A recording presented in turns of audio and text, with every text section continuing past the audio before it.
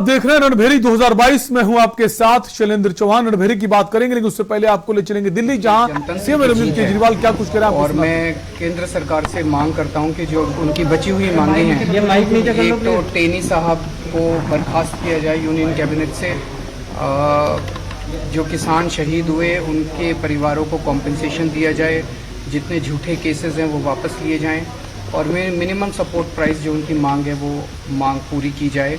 और किसान जब तक बॉर्डर पे डटे हुए हैं, हम पूरी तरह से उनके साथ हैं जब तक किसान वहाँ पे हैं, और उनका समर्थन करते रहें। साहब, आपकी पार्टी को भी आज सालगिरह है? हमारी पार्टी की भी आज सालगिरह है। किस स्टेट में एक्सपेंशन और किस तरीके से होगा, इस पर भी कुछ रणनीति अलग से? दिल्ली के अंदर आम आदमी पार्टी ने एक बहुत शानदार सरकार दी है, बहुत अच्छा शासन दिया है, जिसको सभी देश के लोग देख रहे हैं। और देश के अंदर या तो हर राज्य के अंदर सरकारें अब अपने आप को ठीक कर लेंगी, भ्रष्टाचार खत्म करेंगी, स्कूल अस्पताल अच्छे करेंगी, सड़क बिजली पानी ठीक करेंगी, और नहीं करेंगी तो फिर आम आदमी पार्टी आएगी वहाँ पे। सर, आज अपना ट्वीट किया था, मीटिंग स्पेशल वेरिएंट आया। तो आप सुन रहे हैं दिल्ली के सीएम अरविंद केजरीवाल को, जो किसानों के समर्थन में अपनी बात कहते नजर आए हैं। इसके अलावा इनकी पार्टी की आज सालगिरह भी है, उस पर भी वो हमें बताएं कि हमें क्या क्या कदम उठाने चाहिए। जो भी कदम होंगे हम करेंगे। तो अभी हमने एक्सपर्ट्स को कहा है, वो जो सजेशन देंगे हम उसको लागू करेंगे। किसानों के समर्थन पर अपनी बात कही, और ये भी कहा कि आखिरकार किसानों की जीत हुई है। और अब बात करेंगे रणभेरी की। यूपी विधानसभा 2022 को अभी करीब 5 महीने का वक्त है, लेकिन सुबह के राजनीतिक गलियारों में हलचल तेज हो गई है। सभी राजनीतिक दलों ने अपनी अपनी कमर कस ली है। कोई दल बदल रहा है तो कोई जनता के बीच अपनी पैठ बनाने में जुट गया है। यूपी में सक्रिय राजनीतिक दल मंथन में जुट गए हैं। रणनीति तैयार हो रही है, बिसातें बिछाई जा रही हैं। कोई मंच पर तो कोई सड़क पर खड़ा होकर घोषणाएं कर रहा है, वादे कर रहा है, क्योंकि सभी की मंजिल एक है, और वो है मिशन 2022। क्योंकि सत्ता इतनी आसानी से हाथ नहीं आती। आज इसी को लेकर हम आपको सिद्धार्थनगर की डुमरियागंज विधानसभा सीट और आगरा की उत्तरी विधानसभा सीट की राजनीतिक रिपोर्ट दिखाएंगे।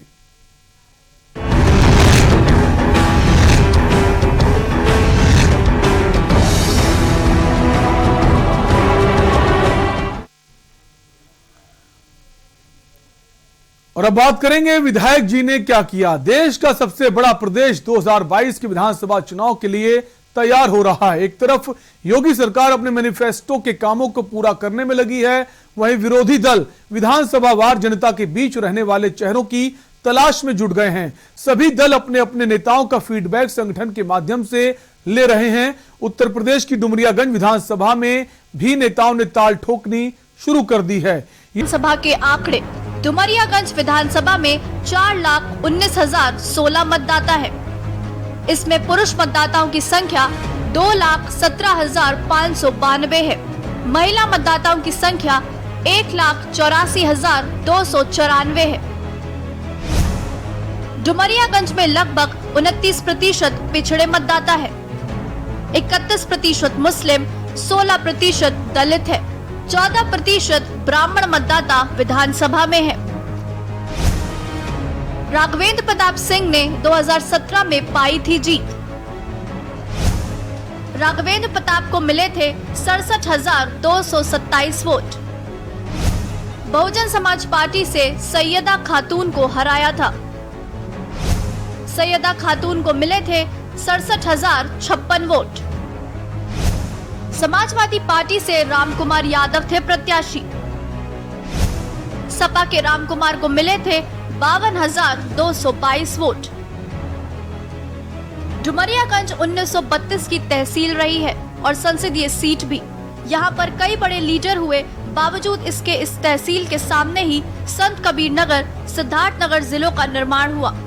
यहीं पर अमरगढ़ का एक शहीद स्थल है, जहां 1858 में आजादी के लड़ाकों ने लड़कर एक अंग्रेज कैप्टन को मार गिराया था। 80 लोग शहीद हुए और सैकड़ों लोग पानी में डूबकर मर गए थे। मुस्लिम बाहुल्य डुमरियागंज वीआईपी सीटों में शुमार है। इस सीट पर 2017 के चुनाव में भारतीय जनता पार्टी के राघवेंद्र प्रताप सिंह प्रदेश में सबसे कम 171 मतों से चुनाव जीते थे। डुमरियागंज विधानसभा क्षेत्र में हर साल आने वाली बाढ़ की समस्या सबसे बड़ी है, जिससे हर साल यहां पलायन की स्थिति बन जाती है। यहां कृषि ही स्थानीय लोगों के जीवन यापन का मुख्य साधन है। वहीं डुमरियागंज विधानसभा को दुनिया भर में काला नमक चावल के कारण पहचान मिली है। नमस्कार, मैं मौजूद हूँ इस समय सिद्धार्थनगर जिले के डुमरियागंज विधानसभा में। यहाँ पर जो 2017 का चुनाव हुआ था उसमें भारतीय जनता पार्टी के प्रत्याशी राघवेंद्र प्रताप सिंह को 171 वोटों से विजय मिली थी, जबकि दूसरे नंबर पर बहुजन समाज पार्टी की प्रत्याशी सैयदा खातून रही थी। वहीं समाजवादी पार्टी को यहाँ तीसरा स्थान मिला था। आइए, हमारे साथ कुछ लोग मौजूद हैं, हम उनसे जानना चाहते हैं कि 2022 का चुनावी बिगुल बच चुका है। तमाम राजनीतिक पार्टियां लुभावने वादे करके वोटरों को अपनी तरफ जोड़ने के फिराक में हैं। कितना विकास हुआ है, यहाँ के विधायक ने कितना विकास किया है, क्या कहना चाहेंगे? विकास तो यहाँ कुछ नहीं हुआ है। जो कुछ विकास हुआ है भारतीय जनता लोगों को ही होगा, और आम जनता को तो कोई विकास दिखाई नहीं पड़ा कि आम जनता को विकास हुआ यहाँ। और आने वाले चुनाव में समाजवादी का कोई भी प्रत्याशी रहेगा, उसको विजय श्री मिलेगी। समाजवादी पार्टी के प्रत्याशी को विजय श्री मिलेगी, जैसा कि आपका कहना है। स्वास्थ्य सेवाओं को लेकर क्या कहना चाहेंगे? सड़कें, बेरोजगारी, महंगाई, ये अहम मुद्दे होते थे। भारतीय जनता पार्टी इसी मुद्दे को लेकर सरकार बनाई थी, इसी मुद्दे पर उसको विजय श्री हासिल हुआ था। क्या कहना चाहेंगे? यहाँ ना कोई विकास हुआ है, और सबसे बड़ा मुद्दा तो यहाँ का महंगाई का मुद्दा है। महंगाई से लोग त्रस्त हैं। गरीब आदमी सब्जी नहीं ले पाता है, गरीब आदमी फल नहीं खा पाता है।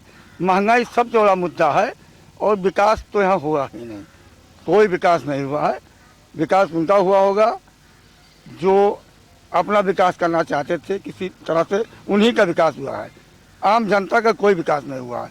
आम जनता त्रस्त है सरकार से और चाहती है कि जितने जल्दी छुटकारा मिल जाए।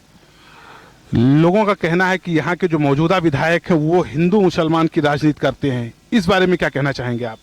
अब इस बारे में तो एक विधायक होने के बाद या गांव सभा का मामूली प्रधान होने के बाद जब वो चुना जाता है तो ना हिंदू देखता है ना मुसलमान देखता है। वो सिर्फ अपना पद की गरिमा को बरकरार रखना चाहता है, और चाहता है कि यहाँ हिंदू का विकास हो, मुसलमान का विकास हो। क्योंकि डुमरियागंज मुस्लिम बाहुल क्षेत्र भी है, यहाँ मुस्लिम पॉपुलरिटी ज़्यादा है, मुस्लिम आबादी ज़्यादा है, तो हमको ऐसा नहीं लगता कि किसी खास वर्ग को फायदा हुआ हो, चाहे वो हिंदू हो चाहे मुसलमान हो। हर आदमी महंगाई से त्रस्त है और इस सरकार से निजात चाहती है। बस में भी कुछ यात्री मौजूद हैं, उनसे भी मैं बात करना चाहूंगा। क्या नाम है आपका? गायत्री देवी। चुनाव नजदीक आ गया है, तमाम राजनीतिक पार्टियां लुभावने वादे करके वोटरों को अपनी तरफ लुभाने के प्रयास में लगी हुई हैं। अच्छा, तो क्या कहना चाहेंगी महंगाई को लेकर, या विधायक ने कितना विकास कार्य किया है कि नहीं किया? तो महंगाई तो बहुत है, गैस सिलेंडर भराओ तो बहुत पैसा लागत है। गैस सिलेंडर महंगा है, महंगाई अहम मुद्दा है। नमस्कार, क्या नाम है आपका? निहाल अहमद। यूपी में चुनावी बिगुल बच चुका है। तमाम राजनीतिक पार्टियां तरह तरह के लुभावने वादे करके वोटरों को अपने तरफ आकर्षित करने का काम कर रही हैं। कितना विकास हुआ है डुमरियागंज में? किसकी सरकार आने वाली है? भाजपा की सरकार आने वाली है। हमारे विधायक जो हैं बहुत अच्छा काम किए हैं, डुमरियागंज में बहुत अच्छा काम किए हैं। यहाँ भाजपा के कार्यों से आप संतुष्ट हैं? हाँ जी, संतुष्ट हूँ।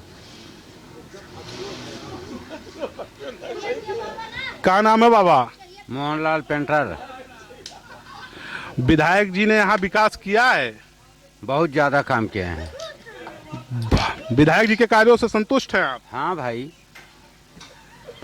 आने वाले चुनाव में किस पार्टी को आप सपोर्ट करेंगे? अभी तक तो भाजपा का किए हैं, फिर भी करेंगे। करेंगे। बाबा तुम बोले थे। क्या नाम है आपका? मनीराम। पूरा नाम बताइए। मनी राम यादव और का भाई। यूपी में चुनावी बिगुल बच चुका है। तमाम राजनीतिक पार्टियां लुभावने वादे करके वोटरों को अपनी तरफ जोड़ने की फिराक में हैं। क्या कहना चाहेंगे, कितना विकास हुआ है? विधायक जी विकास करते भी हैं कि या बाहर ही रहते हैं? विकास का कुछ नहीं हुआ था भैया हमारे यहाँ सबका।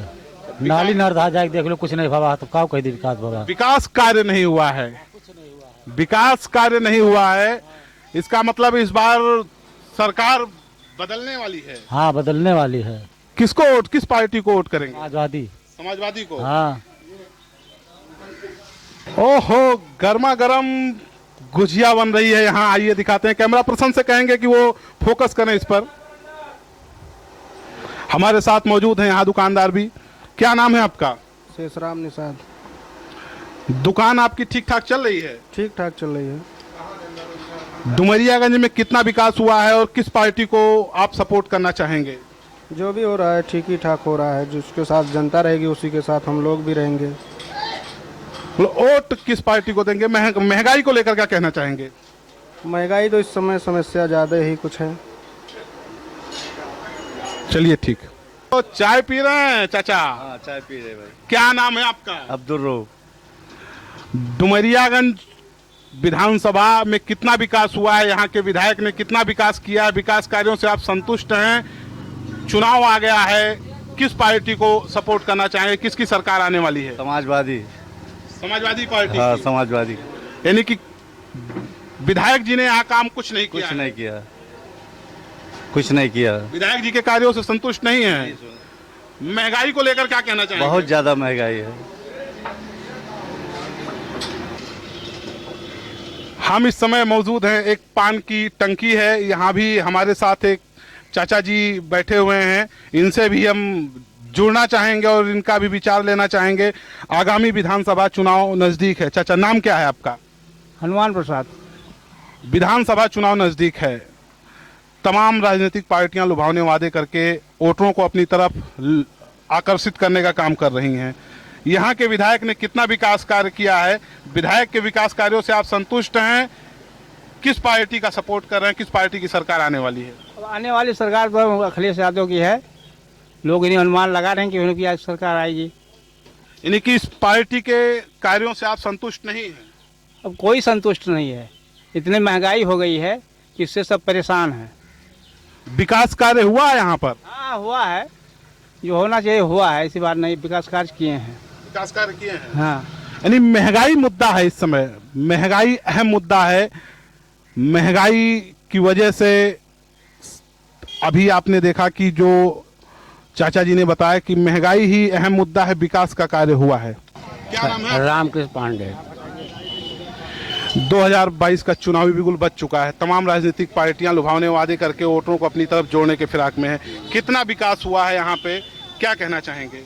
विकास तो हमको रोड तो बिल्कुल नहीं बना है। चाहे गांव हो चाहे गेट हमको दिखाई पड़ा है। गेट बना है, रोड नहीं बना है, गेट बना है। महंगाई को लेकर क्या कहना महंगाई बहुत जबरदस्त है। सरसों तेल देखिए क्या भाव है। कैसे महंगाई में लोग जिसके पास इनकम नहीं है वो कैसे जाए? महंगाई तो इतनी जबरदस्त है जगह हिस्सा जीना दुश्वार है जनरल आदमी के लिए। क्या नाम है आपका? रमेश कुमार। 2022 का चुनावी बिगुल बच चुका है। महंगाई, बेरोजगारी आदि तमाम मुद्दे लेकर बीजेपी सरकार आई थी कि हम ये सब दूर करेंगे। कितना विकास हुआ है? महंगाई कितनी दूर हुई है? बेरोजगारी कितनी दूर हुई है? क्या कहना चाहेंगे? बेरोजगारी तो कोई दूर नहीं हुई है, क्योंकि आदमी परेशान है। इतना महंगाई बढ़ गई है कि सरसों का तेल है और चीज़ें सब बहुत ज़्यादा बढ़ गए हैं। स्वास्थ्य सेवाओं को लेकर क्या कहना चाहेंगे? इसमें तो अच्छी बात है कि इसमें सब वृद्धि किया गया है। अब बहुत सुविधाएं दी गई हैं, ये नई बात है। विकास कार्य हुए हैं? विकास बहुत थोड़ा बहुत हुआ है, ज़्यादा नहीं हो पाया है। थोड़ा बहुत ही विकास हुआ है। और भी साथी हमारे साथ हैं मौजूद, हम उनसे भी बात करेंगे। क्या नाम है आपका? समीम अख्तर। यहाँ के विधायक ने विकास किया है? किया ना विकास। विकास से संतुष्ट हैं? चुनाव नजदीक है। तमाम राजनीतिक पार्टियां लुभावने वादे करके अपने वोटरों को अपनी तरफ जोड़ने फिराक में हैं। क्या कहना चाहेंगे, किस पार्टी की सरकार आ रही है? अभी देखो आने के बाद पता चलेगा ना कौन से पार्टी आ रही है। किस पार्टी को सपोर्ट करेंगे? अभी आने दो, उसके बाद बताएंगे। फिर बताएंगे। आइए और भी लोग हैं हमारे साथ, उनसे भी उनका पक्ष जानना चाहेंगे। माता जी हमारे साथ मौजूद हैं। क्या नाम है माई? माला। कितना विकास हुआ है यहाँ पे? विधायक ने विकास किया है कि नहीं किया है? अब भैया हम कहा कहीं भैया अब जौन कहा जा जौन कही। बेरोजगारी को लेकर क्या कहना चाहेंगे? तो ठेला ढकेले वाले हुई भैया, साग सब्जी है कुल बेचल बिकना खाए। अच्छा, ठेला ढकेल कर भरण पोषण किया जा रहा है। अच्छा, कौनो वैसन तो हन नहीं कि जबर हन ज्यादा।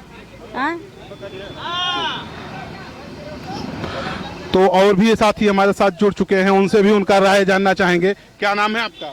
सुरेंद्र कुमार। चुनाव नजदीक है, राजनीतिक पार्टियां बिल्कुल अपने चुनावी मोड में आ चुकी हैं। कितना विकास किया है यहाँ के विधायक ने, क्या कहना चाहेंगे? इस बारे में हम कुछ नहीं कह सकते। इस बारे में कुछ नहीं कहेंगे। किस पार्टी की सरकार बनने जा रही है, इस बारे में कहेंगे? नहीं, यहाँ से कोई उम्मीदवार उस लायक है ये नहीं कि सरकार बनाए। कितना विकास हुआ है यहाँ के विधायक ने, कितना विकास कार्य किया है? किस पार्टी की सरकार आने वाली है? कुछ नहीं होता का होता हमरे के।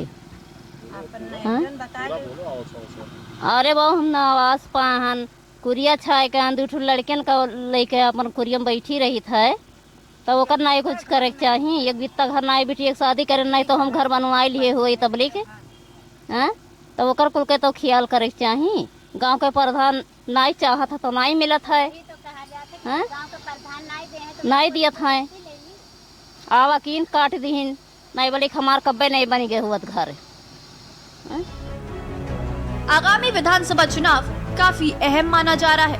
देखना यह है कि जनता फिर से राघवेंद्र प्रताप के प्रति आस्था दिखाती है या फिर 5 बार यहाँ का प्रतिनिधित्व कर चुके कमाल यूसुफ मलिक फिर से जीत दोहराते हैं। इलेक्शन डेस्क के न्यूज इंडिया। और रणभेरी में वक्त है एक ब्रेक का, फौरन लौटेंगे।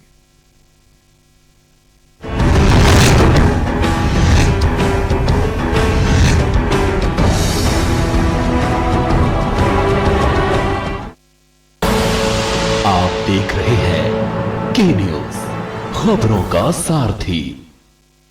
प्रधानमंत्री जी के महासंकल्प को आत्मसात करते हुए मुख्यमंत्री पुष्कर सिंह धामी के नेतृत्व में उत्तराखंड सरकार जल जीवन मिशन को बेहतर तरीके से क्रियान्वित कर रही है। साथ ही राज्य के नागरिकों को सहभागी बनाकर हर घर में शुद्ध पेयजल पहुंचाने के लिए कृत संकल्पित है। राज्य की अधिकांश भूमि पहाड़ी होने की वजह से पानी की काफी समस्या हुआ करती थी। कई स्थानों पर तो पानी लाने के लिए बच्चों एवं महिलाओं को दूर तक जाना पड़ता था। जल जीवन मिशन से शुद्ध पेयजल की समस्या काफी हद तक दूर हुई है। जल जीवन मिशन के तहत हमारी ग्राम पंचायत में पानी की समस्या काफी हद तक खत्म हो चुकी है और सभी ग्राम वासियों के पास हर घर में नल और हर घर में जल है। अब घर में भरपूर पानी आने से स्थानीय लोगों ने घर में ही पर्यटकों के लिए होम स्टे जैसी सुविधाएं प्रारंभ कर दी हैं, जो पर्यटकों के लिए ठहरने का बेहतर विकल्प भी है। स्थानीय लोगों के लिए आजीविका का एक जरिया बना है। हमारे यहाँ पहले 1-2 होम स्टे हुआ करते थे और उनके लिए उन लोग टैंकर से पानी डलवाते थे, लेकिन अब सभी को पानी पर्याप्त मात्रा में मिल रहा है तो सभी ने होम स्टे बनाने शुरू कर चुके हैं और लोगों को इससे काफी फायदा है। राज्य के ग्रामीण क्षेत्रों के लगभग 15 लाख घरों में से 7 लाख से अधिक घरों को नलों से जोड़ा जा चुका है।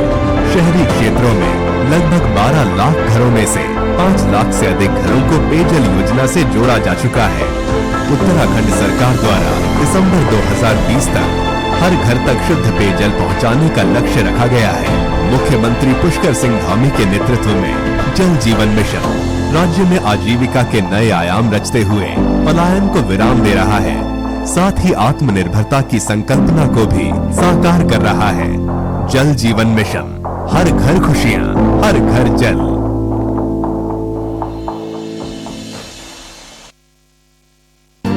ये दिल है कि चख रहा है उन्हीं अल्फाजों का दूर कितना भी जाओ, इस जुबान से दूर ना जा पाओगे। रुमर बोलो जुबान केसरी। चलो यहाँ पर सही से स्पेलिंग बताओ। पूजा, मार्केट से आता हूँ। मिस्टर, कार की चाबी? नहीं, मैं पैदल ही जाऊंगा। पापा, not bad। हाँ यार, अपनी दिल्ली सरकार बोलती है कि पॉल्यूशन कम करने के लिए हफ्ते में एक बार अपनी गाड़ी से एक ट्रिप कम करें और उसकी बजाय पब्लिक ट्रांसपोर्ट या कारपूल का इस्तेमाल करें। It's a small request, make sense, no?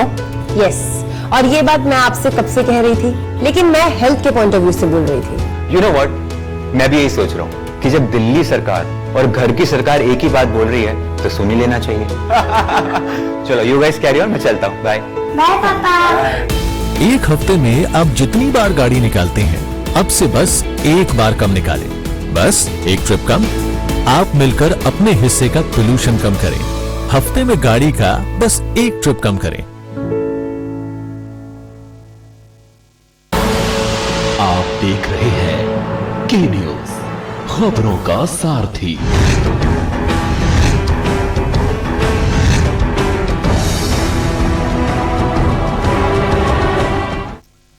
Break के बाद आपका स्वागत है। आप देख रहे हैं रणभेरी 2022। उत्तर प्रदेश में अगले साल होने जा रहे विधानसभा चुनाव की सरगर्मियां अब तेज हो गई हैं। सभी पार्टियां जिताऊ प्रत्याशियों की खोजबीन में जुट गई हैं। वहीं टिकट के दावेदारों की पार्टियों के दरबार में आवाजाही शुरू हो चुकी है। 2022 में किस पार्टी के सिर पर जीत का सेहरा सजेगा, इसका पता तो विधानसभा चुनाव के बाद ही लगेगा, लेकिन मुकाबला रोचक होगा ये तो तय है। रणभेरी 2022 का चुनावी रण तैयार। आगरा की उत्तरी विधानसभा सीट के दिल में क्या है? उत्तरी विधानसभा सीट से कौन मारेगा बाजी? कितना उम्मीदों पर खरे उतरे विधायक? उत्तरी विधानसभा सीट पर सबकी निगाह। उत्तरी सीट से भाजपा के पुरुषोत्तम खंडेलवाल हैं विधायक। 2019 में हुए उपचुनाव में जीते थे पुरुषोत्तम खंडेलवाल। पुरुषोत्तम से पहले जगन प्रसाद गर्ग थे विधायक। किसके सिर सजेगा 22 के चुनाव का ताज?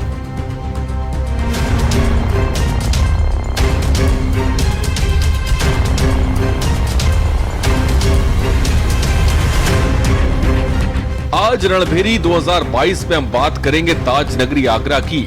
आगरा में कुल 9 विधानसभा सीटें हैं, जिनमें सबसे खास सीट उत्तरी विधानसभा सीट है। इस विधानसभा सीट का आज तक बहुजन समाज पार्टी और समाजवादी पार्टी ने जीत का स्वाद ही नहीं चखा है। आगरा उत्तरी विधानसभा सीट पर कांग्रेस के बाद बीजेपी का ही राज रहा है। वर्तमान में सीट से पुरुषोत्तम खंडेलवाल विधायक हैं। इनसे पूर्व इस सीट से जगन प्रसाद गर्ग विधायक रहे हैं। बता दें कि वर्ष 1998 से 2017 तक जगन प्रसाद गर्ग लगातार 5 बार विधायक बने। उनकी मौत के बाद 2019 में हुए उपचुनाव में पुरुषोत्तम खंडेलवाल को प्रत्याशी बनाया। उन्होंने एसपी के उम्मीदवार सूरज शर्मा को हराया था। वर्ष 2012 के विधानसभा चुनाव में सीट का परसीमन बदल गया और इससे पूर्व उत्तरी विधानसभा सीट को आगरा पूर्वी के नाम से जाना जाता था। उत्तरी विधानसभा सीट वर्ष 1952 से कांग्रेस का मजबूत गढ़ रही थी, लेकिन 1989 के विधानसभा चुनाव में कांग्रेस को ढेर करने के बाद ये सीट बीजेपी की मुट्ठी में आ गई। उत्तरी विधानसभा क्षेत्र वैश्य बहुल है और सीट पर कुल 4.25 लाख वोटर है, जबकि करीब 2 लाख वैश्य वोटर हैं। हालांकि बीएसपी और एसपी ने वैश्य कैंडिडेट को इस सीट पर लड़ाया है, लेकिन उत्तरी विधानसभा सीट को बीजेपी का गढ़ माना जाता है और वर्ष 2017 के विधानसभा चुनाव में बीजेपी ने आगरा की 9 विधानसभा सीट पर क्लीन स्वीप किया था। वहीं आगामी विधानसभा चुनाव को लेकर के न्यूज संवाददाता अजय चौहान ने जनता का मूड जाना। आगामी विधानसभा में जनता का क्या रुझान है और उनके क्षेत्र में कितने विकास हुए, लगातार के न्यूज उत्तर प्रदेश में जो रियलिटी चेक है वो कर रहा है। और आज हम आगरा के उत्तरी विधानसभा क्षेत्र में हैं, वहाँ के लोगों से जानना चाहेंगे कि कितना विकास उनके क्षेत्र में हुआ। आपके यहाँ विधायक कौन है? पुरुषोत्तम खंडेलवाल जी। कितना विकास आपके क्षेत्र में हुआ? विकास बहुत हुआ है हमारे क्षेत्र में, और 2.5 साल के विधायक हमारे माननीय पुरुषोत्तम खंडेलवाल जी। उसमें 2 साल उनकी कोरोना महामारी में निकल गई। 2.5 साल की विधायकी में उन्होंने 6 महीने के विधायकी में उन्होंने बहुत विकास करा है। और एक अपने क्षेत्र में जहाँ पे हम खड़े हुए हैं, एक पीलू वाली मस्जिद है, बुझाइए संज्ञान मैंने डाली थी, बुझाइए यहाँ पे बहुत कीचड़ कांचड़ रहता था मस्जिद के पास, उन्होंने तुरंत 1 महीने के अंदर उसे बनवाई और भी ऐसे लोग बहुत काम क्या करें। नाम है आपका? MM खान। कितना विकास आपके क्षेत्र में हुआ? मैं तो कुछ देख ही नहीं रहा हूँ, कोई विकास बना हुआ है। ये हाल ये देख रहे हैं, बुरा हाल है। अब आप ही लोग समझे इस बात को तो देख के। आपका नाम जाने? मेरा नाम जीशान अहमद है। कितना विकास हुआ? विकास साहब इनके घरों में हो सकता है, लेकिन विधानसभाओं के अंदर कोई विकास नहीं हुआ है। आप देखिए उत्तर प्रदेश की पूरी आप गलियां, यहाँ उत्तर विधानसभा की आप गलियां जाके देख लीजिए, अगर कहीं पर भी कीचड़ ना मिले जब आप कहिएगा इस बात को। और हर जगह नालियों में पानी भरा रहता है। जब से पुरुषोत्तम खंडेलवाल यहाँ के विधायक बने आज तक इस क्षेत्र के अंदर आई नहीं है सर्वे करने, आज तक कुछ हुआ नहीं है। और विकास के नाम पे इससे मजाक बनना, कोई विकास नहीं है यहाँ पर। अच्छा आप बताइए क्या नाम है आपका? मेरा नाम तो मुहीउद्दीन है। पिछले 4.5 साल में कितना विकास हुआ है अभी तक? विकास तो भैया सिर्फ एक ही वो बना है और सड़क ऐसी है चलते में गिरते हैं। जो वादे किए गए थे, वो वादे पूरे हुए नहीं हुए। अगले विधायक में अगले बार किस विधायक को किस तरह के विधायक को चुनना? अब देखेंगे, आदमी के ऊपर है वो, तो जैसा भी सही होगा विधायक कोई अपना हो। आपसे जानना चाहेंगे? मैं इस्माइल नाम है मेरा। कितना विकास हुआ? तो कुछ भी नहीं हुआ। जटपरा रामचंद्र की माता देखो पानी कितना भर हुआ नालियाँ, आज तक कोई आए नहीं। विधायक की सूरत ही नहीं देखी मैंने, कौन सा विधायक है। यहाँ की सबसे बड़ी समस्या जो है ये हमारा जो पानी की टंकी है लोहा मंडी वाली, यहाँ आप पानी की टंकी के बाहर देखिए तो पानी वहाँ से रिसता रहता है।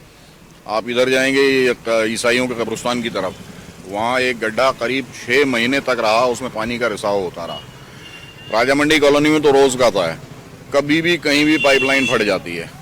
ये यहाँ की एक मेन समस्या है, जिसके कारण सड़कें जो हैं वो ख़राब होती हैं। पानी बहता रहता है, जाहिर है पानी बहेगा तो सड़कें तो ख़राब होनी ही होनी हैं। बाकी सीवर की तो प्रॉब्लम है ही है। आपको विकास कार्य क्या, सड़क की लिपापोती हो जाती है और उसके बाद में वही एक बार कोई लाइन लीक कर जाती है, खेल खत्म हो जाता है। क्या उम्मीद है कि कैसे विधायक आना चाहिए? आप विधानसभा चुनाव सर पर है तो क्या विधायक चुनना पसंद करेंगे आप? देखिए साहब, अब सरकार के लिए तो ये है कि जो काम करेगा वो निकल करके जाएगा। हमारा तो सीधा सा है, हमको कोई लेना नहीं। जो हमारे क्षेत्र के लिए काम करेगा, जो विकास कार्य करेगा, उसी के लिए सर। पिछले विधायक ने काम, जिस तरह आप मानते हैं पिछले विधायक के कार्यकाल से आप संतुष्ट हैं उन्होंने विकास के?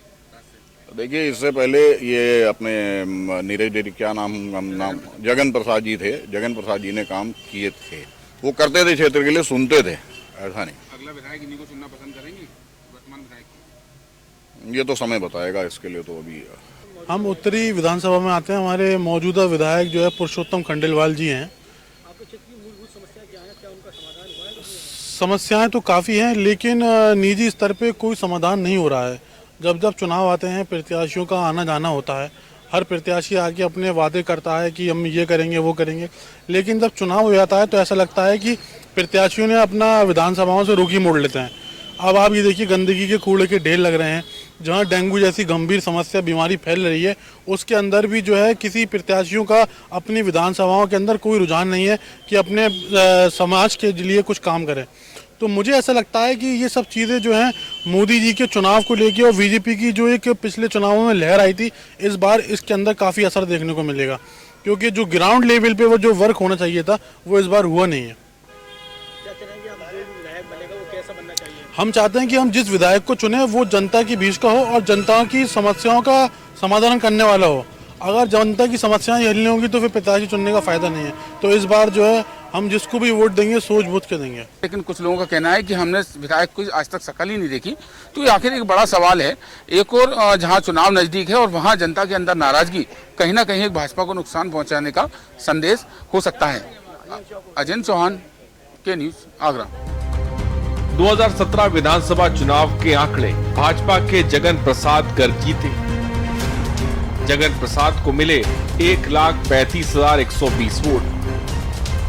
बसपा के ज्ञानेंद्र गौतम को हराया।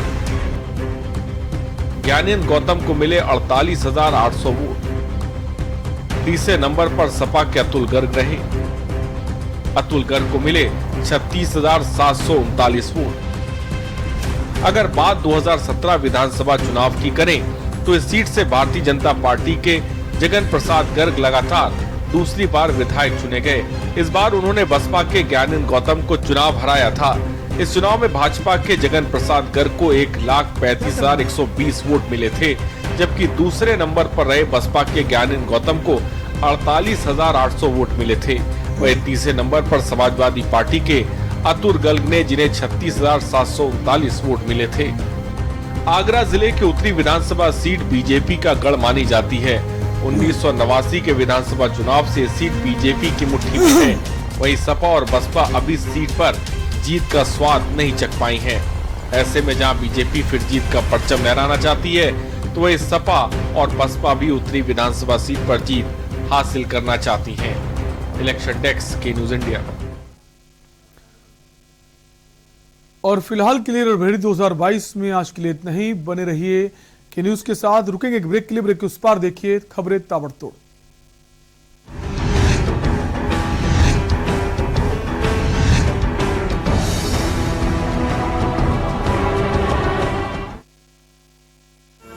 इस कार्यक्रम के प्रायोजक करता है गोल्डी मसाले। और स्वाद ऐसा तो रिश्तों में गुस्सा कैसा।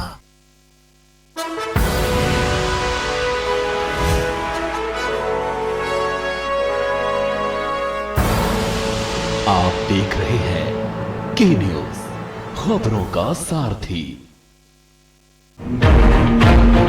भारत माता की, हमारे देश के वीर जवानों की जय हिंद। हमारे देश के महान सेनानियों और सैनिकों के अमर बलिदान और उनके समर्पण को प्रणाम करते हुए मुख्यमंत्री पुष्कर सिंह धामी जी ने इनके सम्मान में महत्वपूर्ण निर्णय लिए हैं। उत्तराखंड से द्वितीय विश्व युद्ध की वीरांगना एवं वेटरन की पेंशन को 8,000 रूपए से बढ़ाकर अब प्रतिमाह 10,000 रूपए कर दिया गया है। सैनिकों और पूर्व सैनिकों के बच्चों के लिए छात्रावास। हरिद्वार में स्वतंत्रता संग्राम सेनानी सदन का निर्माण। शहीद हुए सैनिक और अर्धसैनिक बलों के आश्रितों की अनुदान राशि 10 लाख से 15 लाख रुपए करने जैसी महत्वपूर्ण घोषणाएं हमारे वीर सैनिकों और उनके परिवारों के लिए उत्तराखंड सरकार का समर्पित प्रयास है। सैनिकों के संग है हम, उत्तराखंड है हम।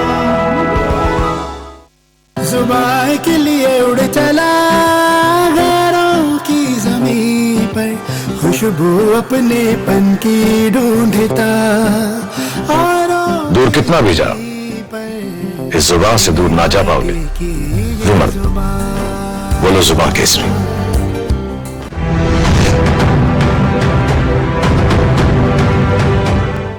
खुदी को आजमाया है तो ये अंदाज आया है। खुदी को आजमाया है तो ये अंदाज आया है। तुम में भी मैं हूं, शुद्ध प्लस पान मसाला।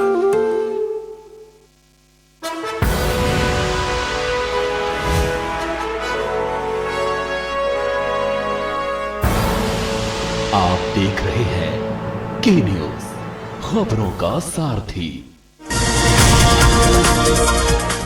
संविधान सभा के मौके पर आज संसद भवन में विशेष कार्यक्रम आयोजित किया गया। इसमें राष्ट्रपति, उपराष्ट्रपति, लोकसभा स्पीकर समेत अन्य गणमान्य लोग मौजूद रहे। कांग्रेस, आरजेडी, लेफ्ट, टीएमसी, आरजेडी, शिवसेना, एनसीपी, सपा, IUML और डीएमके समेत करीब 14 राजनीतिक पार्टियों ने इस कार्यक्रम का बहिष्कार करने की घोषणा की। इस बात की संभावना है कि कांग्रेस के साथ दूसरे विपक्षी दल भी इसमें शामिल नहीं हुए। प्रधानमंत्री मोदी का उत्तराखंड दौरा तय हो गया है। वे 4 दिसंबर को देहरादून में जनसभा को संबोधित करेंगे। भाजपा के प्रदेश अध्यक्ष मदन कौशिक ने इसकी पुष्टि की। उन्होंने बताया कि सभा स्थल तय करने के लिए शुक्रवार को प्रदेश भाजपा की बैठक बुलाई गई है। उधर आगामी विधानसभा चुनाव के मद्देनजर प्रधानमंत्री की जनसभा को बेहद महत्वपूर्ण माना जा रहा है। इस दौरान वह राज्य के लिए कुछ बड़ी घोषणाएं भी कर सकते हैं। कैबिनेट मंत्री डॉक्टर हरीश सिंह रावत की पुत्रवधू अनुकृति गुसाई की विधानसभा चुनाव में टिकट की दावेदारी को पूर्व मुख्यमंत्री त्रिवेंद्र सिंह रावत ने सही ठहराया। उन्होंने कहा, यदि अनुकृति चुनाव लड़ना चाहती है तो इसमें कोई बुराई नहीं, उन्हें अपनी दावेदारी करनी भी चाहिए। साथ ही कहा, टिकट किसने देना है, किसे नहीं देना है, ये तय करना भाजपा के शीर्ष नेतृत्व का काम है। कांग्रेस समेत कई विपक्षी दलों ने संसद में होने वाले संविधान दिवस समारोह का बहिष्कार किया। विपक्ष का आरोप है कि नरेंद्र मोदी सरकार संविधान का निरंतर हमला कर रही है और संवैधानिक संस्थाओं को कमजोर कर रही है। सूत्रों के मुताबिक कांग्रेस अध्यक्ष सोनिया गांधी की अध्यक्षता में हुई पार्टी के संसदीय मामलों के रणनीतिक समूह की बैठक में यह फैसला लिया गया। वहीं विपक्ष के इस फैसले पर भाजपा ने कहा कि ये डॉक्टर भीमराव अम्बेडकर का अपमान है। देश में 26 नवंबर को संविधान दिवस मनाया जा रहा है। भाजपा की सरकार ने इस अवसर पर बड़ा आयोजन किया, जबकि बहुजन समाज पार्टी के साथ ही अन्य दल इसका विरोध कर रहे हैं। बसपा मुखिया ने तो देश में संविधान का ठीक से पालन न होने के विरोध में संविधान दिवस कार्यक्रम में शामिल न होने का फैसला किया है। आज संविधान दिवस है और इस मौके पर मेरा ये कहना है कि भारतीय संविधान को बने अब बरसों बीत चुके हैं, लेकिन भारतीय संविधान के मूल निर्माता परम पूज्य बाबा साहब डॉक्टर भीमराव अम्बेडकर ने भारतीय संविधान में देश के कमजोर एवं उपेक्षित वर्गों के लोगों को विशेषकर शिक्षा एवं सरकारी नौकरियों आदि में आरक्षण व अन्य और जो भी जरूरी सुविधाओं का प्रावधान किया है, तो इस लंबी अवधि में भी तो उसका पूरा लाभ इन वर्गों के लोगों को नहीं मिल पा रहा है। लखनऊ में भाजपा प्रदेश अध्यक्ष ने सपा बसपा पर बोला हमला। स्वतंत्र देव सिंह का सपा